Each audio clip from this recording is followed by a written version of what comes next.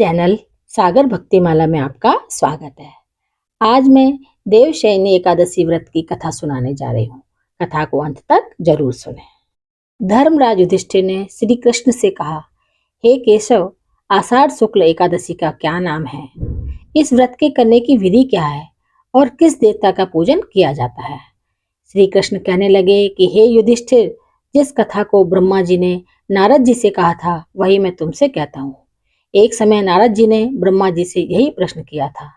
तब ब्रह्मा जी ने उत्तर दिया कि हे नारद, तुमने कलयुगी जीवों के उद्धार के लिए बहुत उत्तम प्रश्न किया है, क्योंकि देवशयनी एकादशी का व्रत सब व्रतों में उत्तम है।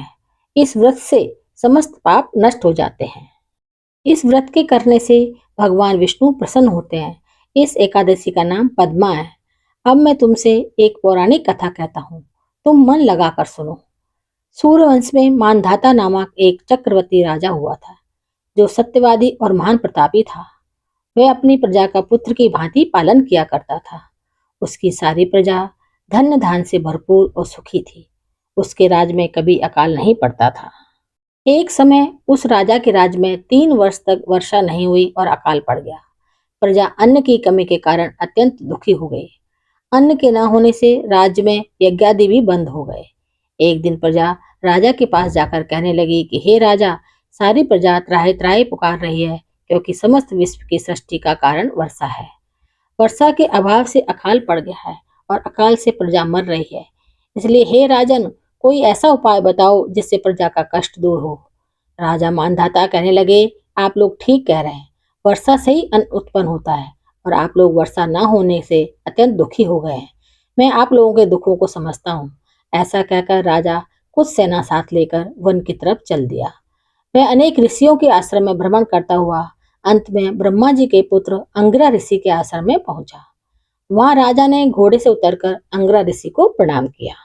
मुनि ने राजा को आशीर्वाद देकर कुशल क्षेम के पश्चात उनके आश्रम में आने का कारण पूछा। राजा ने हाथ जोड़कर विनीत भाव से कहा कि हे भगवान, सब प्रकार से धर्म पालन करने पर भी मेरे राज्य में अकाल पड़ गया है। इससे प्रजा अत्यंत दुखी है। राजा के पापों के प्रभाव से ही प्रजा को कष्ट होता है। ऐसा शास्त्रों में कहा है। जब मैं धर्मानुसार राज्य करता हूँ तो मेरे राज्य में अकाल कैसे पड़ गया, इसके कारण का पता मुझको अभी तक नहीं चल सका है। अब मैं आपके पास इसी संदेह को निवृत्त कराने के लिए आया हूँ। कृपा करके मेरे इस संदेह को दूर कीजिए, साथ ही प्रजा के कष्ट को दूर करने का कोई उपाय बताइए। इतनी बात सुनकर ऋषि कहने लगे, हे राजन, यह सतयुग सब युगों में उत्तम है। इसमें धर्म को चारों चरण सम्मिलित है, अर्थात इस युग में धर्म की सबसे अधिक उन्नति है।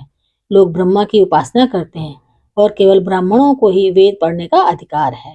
ब्राह्मण ही तपस्या करने का अधिकार रख सकते हैं, परंतु आपके राज्य में एक शूद्र तपस्या कर रहा है। इसी दोष के कारण आपके राज्य में वर्षा नहीं हो रही है। इसलिए यदि आप प्रजा का भला चाहते हो तो उस शूद्र का वध कर दो। इस पर राजा कहने लगा कि महाराज, मैं उस निरपराध तपस्या करने वाले शूद्र को किस तरह मार सकता हूँ? आप इस दोष से छूटने का कोई दूसरा उपाय बताइए। तब ऋषि कहने लगे कि हे राजन, यदि तुम अन्य उपाय जानना चाहते हो तो सुनो। आषाढ़ माह के शुक्ल पक्ष की पद्मा नाम की एकादशी का विधि पूर्वक व्रत करो। व्रत के प्रभाव से तुम्हारे राज्य में वर्षा होगी और प्रजा सुख प्राप्त करेगी, क्योंकि इस एकादशी का व्रत सब सिद्धियों को देने वाला है और समस्त उपद्रवों को नाश करने वाला है। इस एकादशी का व्रत तुम प्रजा, सेवक तथा मंत्रियों के सहित करो। मुनि के इस वचन को सुनकर राजा अपने नगर को वापस आया। उसने विधि पूर्वक पद्मा एकादशी का व्रत किया। उस व्रत के प्रभाव से वर्षा हुई और प्रजा को सुख पहुंचा। अतः इस मास की एकादशी का व्रत सब मनुष्यों को करना चाहिए। यह व्रत इस लोक में भोग और परलोक में मुक्ति को देने वाला है। इस कथा को पढ़ने और सुनने से मनुष्य के समस्त पाप नाश हो जाते हैं। तो ये थी देवशयनी एकादशी व्रत की कथा। मेरे चैनल को सब्सक्राइब, शेयर और लाइक जरूर करें। धन्यवाद।